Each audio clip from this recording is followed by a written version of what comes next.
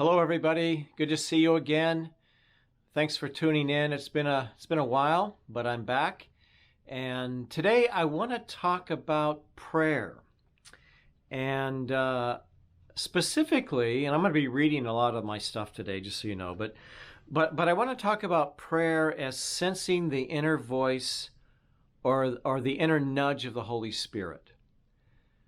Prayer as listening to God, prayer as acting upon the whisper of God.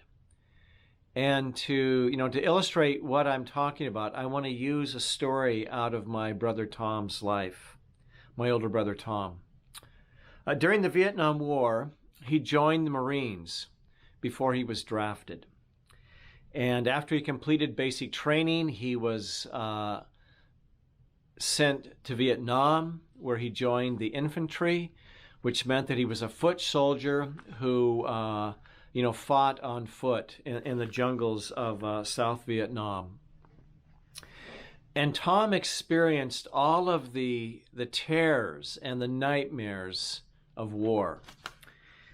He quickly learned it was either kill or be killed. He saw his fellow Marines be maimed or killed in battles with the Viet Cong right next to him, right before his eyes.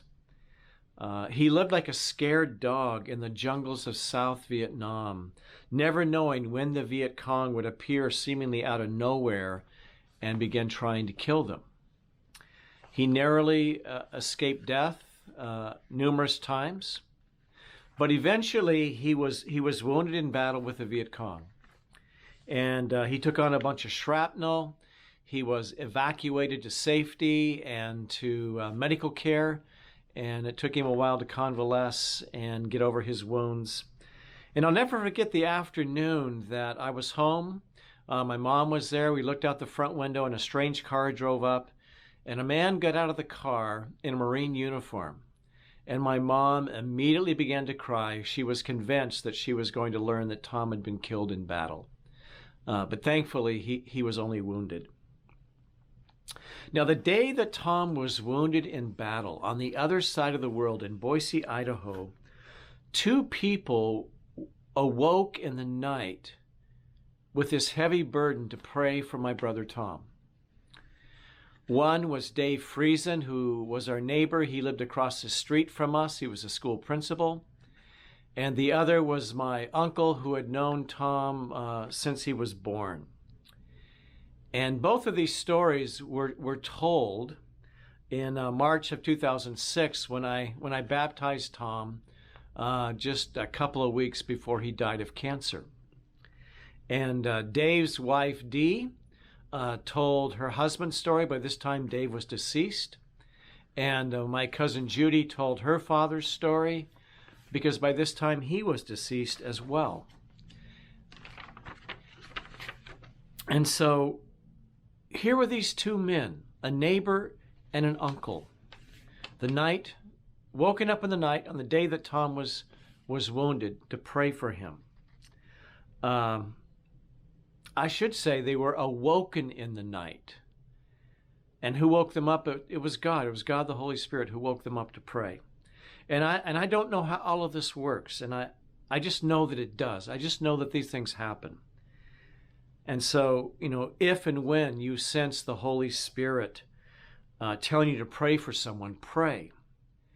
There we were at my brother's baptism service in a nursing home, 37 years after he had been wounded. And we asked ourselves, was the reason that God woke up Dave to pray for Tom and God woke up my uncle to pray for Tom was for this moment? When Tom had come to faith and wanted to be baptized? I believe it was. And the consensus in the room there was that it was. That's why it all happened like it did. And so if you sense the Holy Spirit telling you to pray for someone, pray. Even if you don't understand it, even if you don't know what's going on, even if you have some questions, pray. Because stories like my brother's are not rare. If you read biographies, memoirs, church history, it is dotted with these kinds of stories where God moves upon somebody and burdens them to pray for somebody else, and it's a way in which God will intervene into their lives. And so may all of us become much, much better at learning to listen to the still but clear and powerful voice of God, to pray.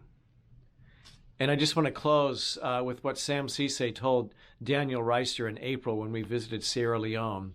He looked at Daniel and he goes, pray hard, pray hard, pray hard. And so until next time, that's what I've got for you today. I love you, and God bless. Bye-bye.